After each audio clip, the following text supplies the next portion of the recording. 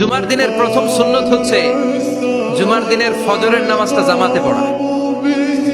জুমার নামাজের প্রথম সুন্নত হচ্ছে ফজরের নামাজটা কি পড়া? জামাতে।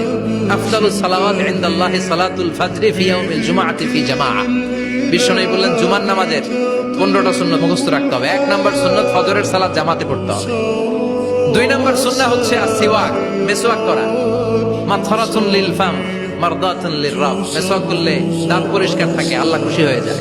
3 নাম্বার হচ্ছে দুহুন, তেল মালিশ করবেন। বিশ্বনবী জাইতুনের তেল চুলে আর গায়ে দিতেন। বিশ্বনবী বলতেন ওয়াদাহিনু ফাইন্না ফিত তাদহিনে বারাকাত। তেল খাও, তেল দাও, তেল মালিশ করো, তেলের ভেতরে আল্লাহ বরকত ঢুকাইয়া দিছে। 4 নম্বরে আত্তিব, জুমার দিনে সুগন্ধি লাগিয়ে যাওয়া সুন্নাত। লাগাবেন? লাগাতে রাজি আছেন? বিরাতু আইনি ফিস সালাহ। নামাজের মধ্যে যখন আমি দাঁড়িয়ে যাই আমার চক্ষুটারে ঠান্ডা করে দেয় কে?